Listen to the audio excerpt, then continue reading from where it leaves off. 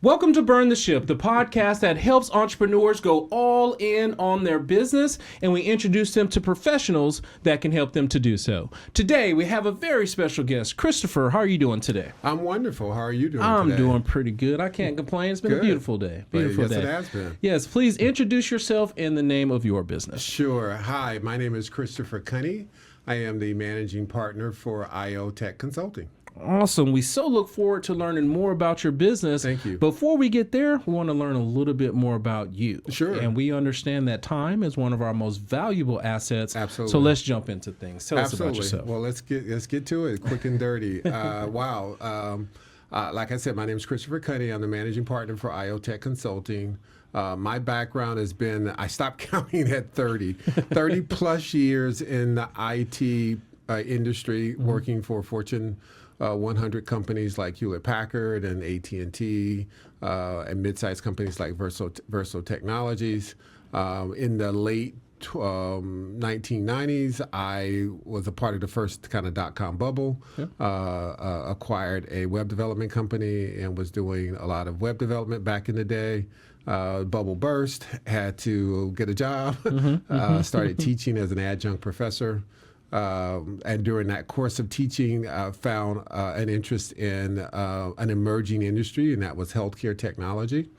And so I was fortunate enough to secure a position at a major hospital system here in Atlanta, Georgia, where I'm based, and ultimately joined that organization. And through a period of about 6 or 7 years, became CIO for that organization. And that really launched my career into the healthcare technology industry. And since then, I've had the opportunity to serve as a CIO, CTO for a wide variety of organizations across the country, an industry advisor for organizations like AT&T and Samsung, Ricoh, QTS, a number of small and mid-sized organizations. I've launched electronic health record systems, clinical decision support technologies, and many, many other types of technologies within the healthcare space. And now, as I mentioned, this is, my probably 12th or 13th year now as the managing partner for IOTech Consulting. Okay. We are a full-service management consulting and solutions firm. So we work with hospitals, physician practices, technology companies that are in the healthcare and life sciences space, and helping them take full advantage of the innovations that are taking place in the healthcare tech arena. And then we have over 150 plus partners that we work with that have infrastructure services, whether that's cloud hosting services, SaaS solutions, SOC solutions, app development solutions, again, a wide variety of infrastructure related services that we can bring in and support our clients as well. So we work from, the smallest healthcare facilities to dot clinics to large integrated delivery networks, large hospital systems, not only here in Atlanta, but across the country and actually internationally as well. Okay, awesome. Thank you so much for that rundown. I always like to go back to the beginning. Sure. Now,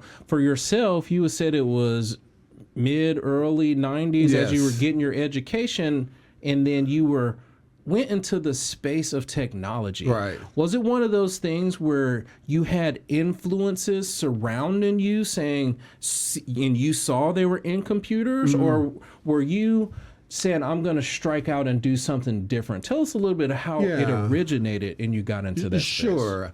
Well, I think as a kid, my father and parents were always very good about not only giving us like basketballs and footballs, but we had chemistry sets and microscopes and things of that nature. And so my brother, sister, and I always had an affinity for things like technology and science and math, and so I was a little bit of a nerd and an athlete as well too, but really enjoyed that learning and science and technology. We were probably the first kids on the block, and I'm really dating myself in the early 80s with the video game set. Okay. So, an Atari. Yes. So really dating myself. Yes. And so I've always been interested in technology, always been interested in computers. decided to pursue my degree in computer science and mathematics. Got my master's from Georgia Tech in management and technology. And so IT and technology has always been a part of my journey throughout my career. Worked for, again, companies like Hewlett-Packard and Versal Technologies and others. And then, again, as I mentioned, that first dot-com bubble really launched the use of, consumerism on the internet. Yeah. And which really exposed me to the possibilities of how we can leverage these technologies to launch a business and grow a business. And we ran, again, a web development company that was doing a lot of e-commerce work back in those days. Yes. Unfortunately, the bubble burst and had to, reinvent myself. And that's what led me into academia. My dad was a school teacher. My grandmother was a school teacher and principal. My sister was a school teacher. I said I would never teach, but I had to eat. I was able to secure a job as an adjunct professor. And that really launched my career as, someone who now has a passion for teaching. Yes. And I've done it for quite some time on the side. And then, again, through that research, identified these trends that were happening, in technology. And again, as I mentioned, healthcare was one of those trends that was emerging, where we started to truly see how we could leverage technology to provide better care, improve operations, et cetera. And that led me to this field. And as I went through that path and I had the opportunity to work for large corporations, I brought a lot of those experiences to healthcare, which helped to accelerate my career into executive leadership. And had the opportunity, again, to launch various technologies, telemedicine, electronic health record systems, and many, many other technologies as a part of that journey as an IT executive. Decided to go to the dark side, as I mentioned, and become a consultant. Yes. And then that just really, no, not at all. I like to say, I took the red pill and got out of the matrix. And wanted to help more organizations than just the one. And that afforded me that opportunity. And then that just kind of led me down that path. My father was also not only a teacher, but he was an entrepreneur as well, too. So I always kind of had the entrepreneur bug in my DNA. Always had a little side hustle or side business, even when I worked in corporate, and knew eventually I wanted to run my own company. And so as I left that corporate job and was starting to work for a boutique consulting firm and got a chance to really be a part of a small organization and kind of pseudo be an entrepreneur. It gave me, I think, the courage to step out and say, I can do this myself. And then I did, and I was able to secure some contracts from some very sizable organizations, and that really launched my career as an entrepreneur, as an industry advisor, and influencer in this space. Yes, that's awesome, magnificent journey. Now, you joked around about something that I love, which is the Matrix, you know, because I love it. You know, I had a joke to myself as I was driving into the office about it.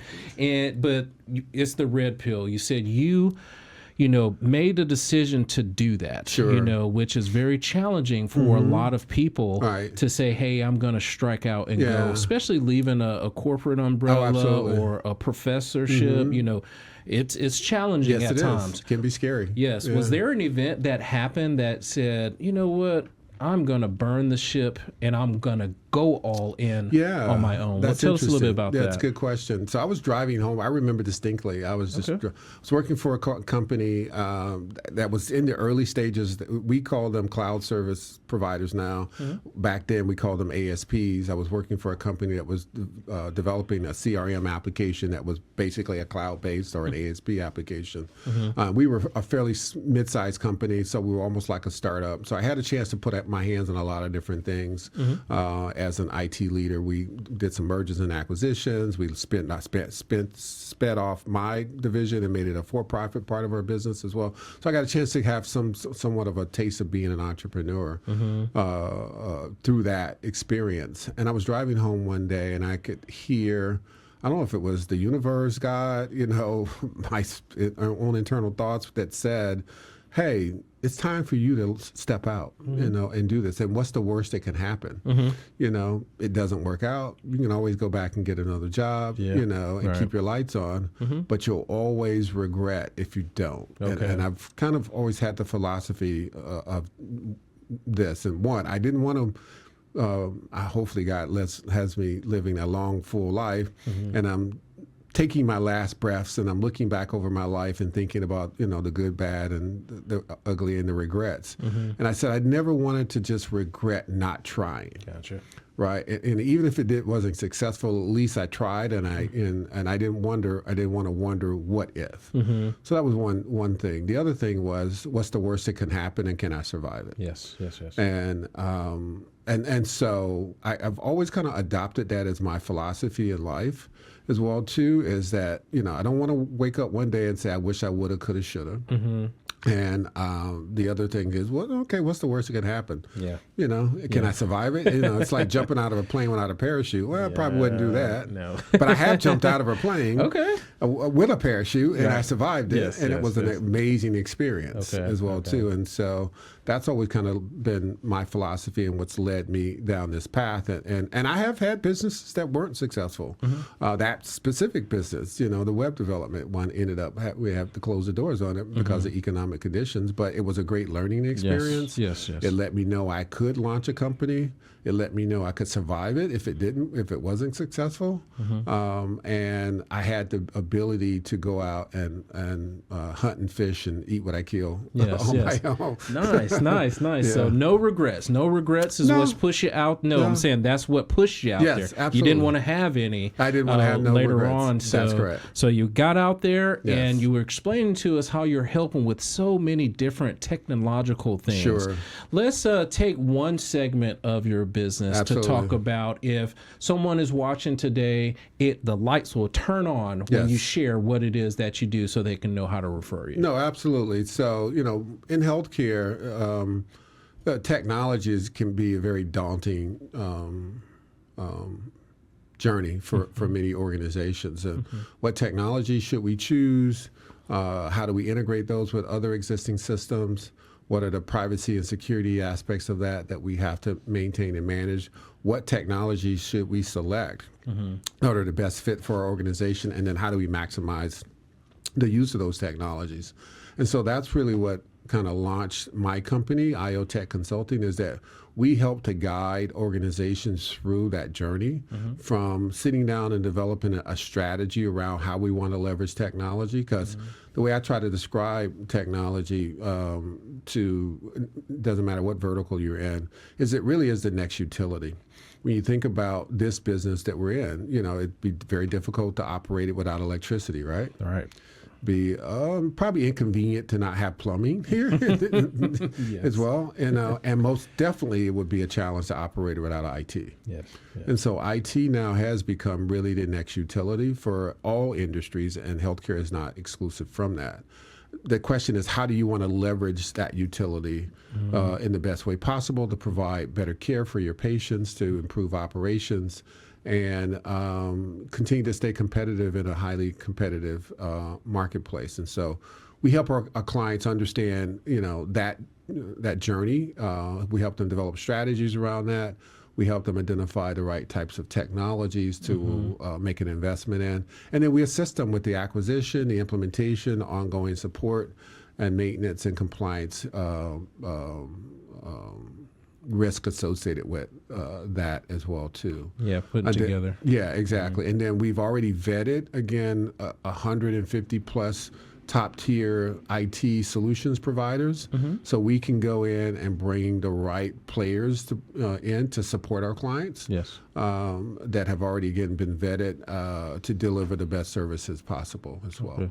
So you make straight lines out of spaghetti noodles. We try to. That's an interesting analogy. I'm going to have to use that one. I just came up with it. Yeah, right I like that. Can I steal that? Yes, of course. Absolutely. Yeah, we try to make straight lines out of spaghetti. It can be a challenge in a highly regulated industry. Next to probably the nuclear industry, healthcare is probably one of the most highly regulated industries, and it's one of the few industries that is dealing with people's lives. Yes. Right. And so if you make a mistake, you could literally cost someone their life. And so this industry is unforgiving about making mistakes. And as I tell clients and I tell vendors that I work with, that do you want to be standing beside that doctor or that nurse and talking to that loved one and saying to them, well, I'm sorry, ma'am, we couldn't save your loved one's life because the technology failed? Yes. Yes. So it's not about errors, well, we're 5'9", you're, whatever, and the error, rates. Well, what about your mom? Do you want mom to be on that other end of that error rate? That's absolutely not. And so it's a very unforgiving industry, and it's, and there's a high level of expectations. These doctors and nurses are in very highly stressful environments. There's a lot of burnout that's taking place, and these technologies should be supporting them and helping them deliver their jobs and do their jobs better and reduce that cognitive workload on them. And we try to help guide them through those journeys and help them identify those right solutions. And it's not just technology, by the way, that's the silver bullet. You can implement technology, but if you don't change your processes, you don't educate your people, you don't help them take full advantage of the tools itself, then they can actually become more of a burden than of a benefit for them as well. Now, refresh me with that client, that ideal client. Is this a dentist office that has 5 members, or are you going for the whole system, like yes and yes. Okay. Yeah, yes, so yes. because we're I hate to use the term, but it's probably appropriate. We're a boutique consulting firm. We can scale up and we can scale down. Okay. So we can work with a 5 physician dentist office, or a large 5 hospital system. Okay. Yeah, that's trying to implement technologies as well too. We're very scalable from that perspective, and not to criticize any of the large big consulting firms, because they're doing their job, but we can do the same level of work that they do. We have qualified professionals and experienced individuals on our team that are just as highly qualified, in some cases more so, I'd like to think, but we don't have the overhead that they have, and so we're able to deliver the same level, if not higher level of service for a price point that's much more competitive. Yes. So we can go to a 5-doctor practice and say, we can give you the same level of service that a Deloitte would give you, but at a price point that's a fraction of what the cost would be for them. Yes. Thank you so much for clearing that up. I always love to create the framework of what that ideal person looks like, and I appreciate you sharing that with us. Now, I am confident that over your years in school and business and bubble and teacher and corporate, you have acquired and nurtured a bunch of best practices and business skills that have helped you to achieve some success. Absolutely. Do you mind sharing with the audience a couple of those things that have helped you to be successful? Yeah, it's a good question. I mentor a lot of professionals in this space and startups. I'm an investor in some startups as well too. And I first of all talk about your personal brand and the importance of that. You yourself are a brand, right? And if someone went out today and Googled Christopher Kunney, what would I want that personal brand to say? What would I want to pop up about who I am? Well, an industry advisor, change maker, an entrepreneur, successful person in this space, a thought leader.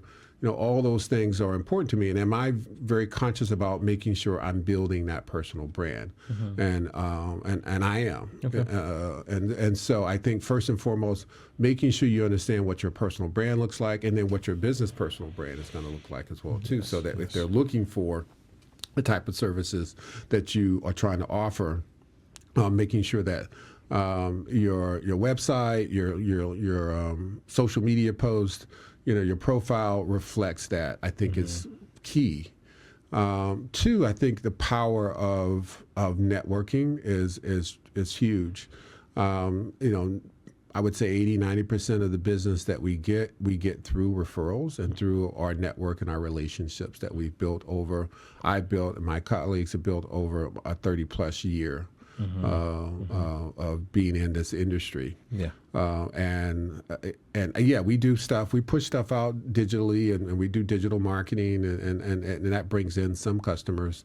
But for us, we have to become a trusted advisor to organizations, and so that requires building relationships and building, again, a brand of someone that people can trust and see as a resource that they can reach out to if they have challenges or problems. So I think, investing in those things. So whether it's about being involved in industry associations, whether it's about speaking, being on podcasts, and presenting yourself in that way, I think is extremely important.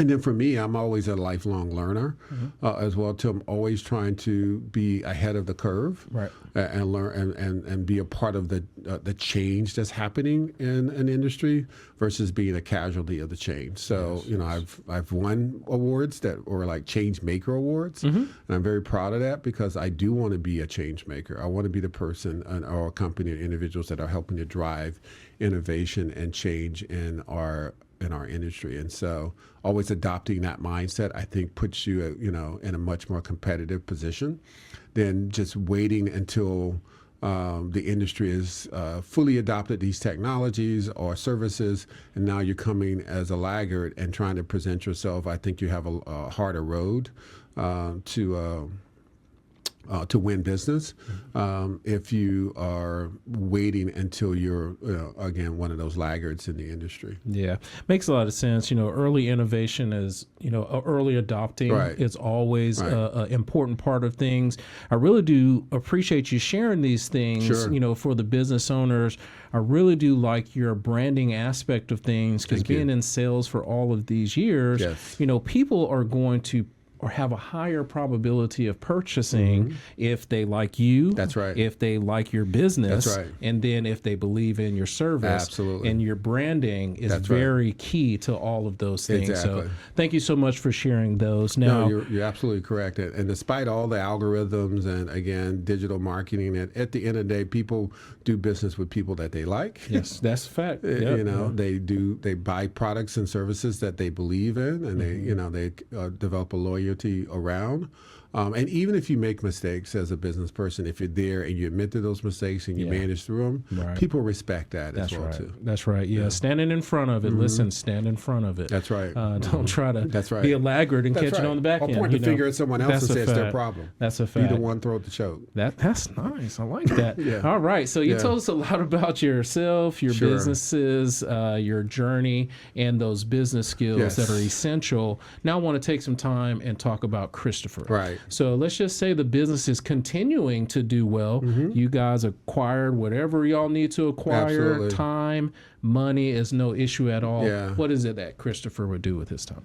Wow, that's a very good question. And when we were prepping for this interview, I was thinking about what would life look like if I didn't have to wake up every day and keep running this company. I have a passion for giving. I'm involved in, again, a number of philanthropic organizations. I've done medical missions to places like West Africa. I would love to do more of that type of work. I think, doing more missionary type work, going and supporting communities that are struggling and helping them become more self-sufficient, not just fishing for them, but teaching them how to fish and helping them be successful and be independent is something I think I have a passion for. I love music and I love art. When I was growing up, I played saxophone and a little piano. I'm an artist too. I like to draw and paint, and so I think I would probably, do more of that as well too. Explore that creative side of myself. More and really see where I could take that in the journey. And I think, like everyone, like many people, I won't say everyone, I love to see the world. I like to see different parts of the world and to meet different people and experience different cultures. So there are places I would love to see all 7 wonders of the world. Right. And check that box. And so, doing more traveling, experiencing different cultures, exploring that creative side of myself, I think, and then definitely helping individuals who could benefit from, the experience, the knowledge, and the resources that I could bring to bear. Yeah. Now, as we just want to touch on one part of what you would like to do. Sure. When you're in those other countries and you're helping them, there's so many different aspects in which you can help. Right. What are you guys helping with? Is it building a school, wells? Yeah, what is it? That's a good question. So again, my industry is healthcare, and so I've done medical missions to places like West Africa, Ghana, and other places. I'm in the middle of actually working with a company that's developing an electronic health record system for the African diaspora. We're starting in Liberia, and we're building that product there, and we're going to launch it across, again, the continent, as well as it starts to gain traction. And so I think healthcare and education are the two foundational pieces of any society. If you don't have good education, then it's difficult to be self-sufficient. If you don't have good healthcare, I think it makes it a challenge. And so those are areas that I would probably continue to devote my time and attention to, in helping those communities become much more self-sufficient and providing quality health care and providing the best education for the next generation of individuals that are coming up. Yeah, thank you so much for sharing the insight on some of those things that you will be doing, because all those other things are going to come true. That's right, and are doing today. Just would love to do more of it. Yes. Now, if someone has questions about your journey, about your business, about some of those other things that you're doing, what's the best way for them to get in contact with you? Well, thanks for asking. The easiest way to reach out to us is you can go to our website, www.iotechconsulting.com. Again, www.iotechconsulting.com. And drop us a line. We definitely will follow up, and we'd love to learn more about what your needs are, and we'd love to be a trusted advisor for you as well. I am on LinkedIn and on the various social media platforms. So if you just go out to LinkedIn, put my name in, Christopher Kunney, Kunney, and it's pronounced Kunney, like money or funny with a K. You can find me there. And then I actually have a podcast myself, too. It's called Straight Outta Health IT. Would love to have you as part of our tribe and listen in on the amazing guests that we have on as well, that are sharing their insights, their journeys, and hopefully some of those folks would inspire you to support you in your own journeys as well too. And yeah, we'd love to have you, support you in your endeavors. And if you're doing something from a philanthropic standpoint, don't hesitate to reach out to us. We try to support as many organizations as we can that are doing good work across the world. Thank you so much for sharing that. Ways for people to get in contact with you. I truly do appreciate you coming on and sharing. And what we always love to do is honor our guests by giving you the last word. It's not always that easy to talk about the ups, downs, and all around. So we just want to give you a couple minutes to have that last word. So please look into the camera and tell them something good. Well, I think a couple things. I've been a firm believer in trying to turn my tests into testimonies. It's not the successes that define who we are and build our character. It is absolutely those challenges, those issues, those things that we may have not been successful at, but we recover from them and we learn from them, and they make us a better human being. And so, turn those tragedies into triumphs, those tests into testimonies. And then again, I go back to those things that I kind of lay as my foundational ways of deciding what I'm going to do in life, and that is, what's the worst that can happen, and can I survive it? And what's the one thing you want to wake up when you're taking that last breath, or ask yourself when you're taking that last breath? You want to make sure that you say to yourself, I'm glad I did it. I'm glad I tried it. I don't want to live with that regret going to the next whatever afterlife has for us, and looking back and saying, I wish I woulda, coulda. Thank you so much for coming on the show today. It's been a pleasure. Pleasure being here. Thanks for having me. Absolutely. And to everyone that is watching, be kind and thanks. Yes.